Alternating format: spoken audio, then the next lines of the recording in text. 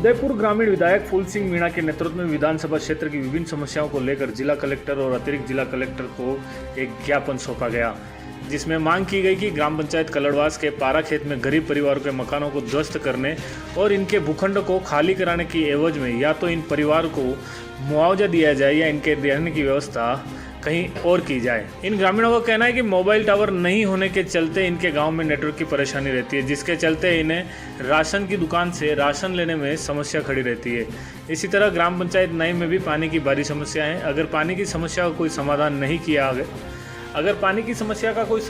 नहीं किया गया तो वह फिल्टर प्लांट पर धरना प्रदर्शन करेंगे। ग्रामीण विधानसभा के RSMM जामरकोटड़ा माइंस से महुड़ी नाकाफला में बिला नाम जमीन पर बसे मकानों का मुआवजा देने की भी मांग की गई। आज ग्रामीण विधानसभा की अनेक समस्याओं को लेकर आज कलेक्टर साहब से मिलने के लिए मैं आया हूं और कलेक्टर साहब को अवगत कराया है कि वास्तव में पहला तो हमारे नाई ग्राम पंचायत है, इसके अंदर पानी की इतनी भारी किल्लत है। जो ठेकेदार उन कर्मचारियों को पैसा नहीं दे रहे हैं, पानी पर्याप्त होने के बाद में भी वहाँ पर वो कर्मचारी कह रहे हैं कि मेरे को 3-3, 4-4 महीना पेमेंट नहीं देते, मैं क्या करूं और क्या खाऊं और किस में मैं काम करूं। तो इसलिए आज नाई के सरपंच साहब और हमारे नेता प्रतिपक्ष और हमारे पार्टी के कार्यकर्ता आम जनता यहाँ पर आई हुई है और उन्होंने कहा कि भाई अगर हमारा 7 दिन के अंदर इस हमारी समस्या का समाधान नहीं हुआ तो हो सकता है ये लोग मतलब सरपंच साहब और आम जनता कह रही है कि हमारे को कहीं न कहीं आंदोलन करके जो फिल्टर प्लांट से जो उदयपुर को पानी मिल रहा है जो उसको बंद करना पड़ेगा। जो उसके लिए ADM साहब ने कहा है कि भाई हम आपकी ये समस्या का समाधान कर देंगे।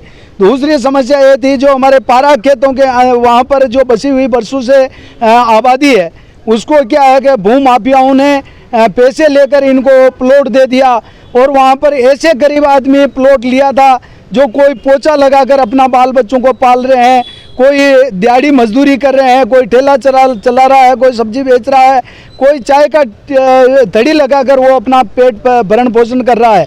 उन लोगों को जब वहाँ पर क्रिकेट ग्राउंड का मतलब वहाँ निर्माण करने की बात आई तो वहाँ पर कुछ बने हुए पक्के मकान और लाइटें लगी हुई थी, उनको धराशायी कर दिया। जब मैं विधानसभा में मुद्दा उठाया मैंने कहा अगर मान लो ये आज दिन तक तो तोड़ दिया, अब तोड़ोगे तो हो सकता है मेरे को बुलडोजर के आगे सोना पड़ेगा। उस दिन वो रुक गया था और इन लोगों को कहा कि भाई हमारा रोड बन गया, ये हो गया, उसके बाद में हम ये प्लॉटों को डिस्टर्ब नहीं करेंगे।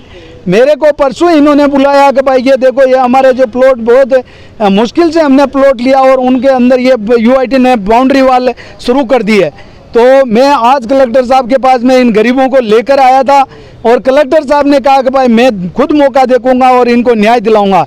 वास्तव में अगर न्याय नहीं दिया तो हो सकता है इनके साथ में बेचारों के लिए पास में आत्महत्या करने के अलावा और कोई चारा नहीं है।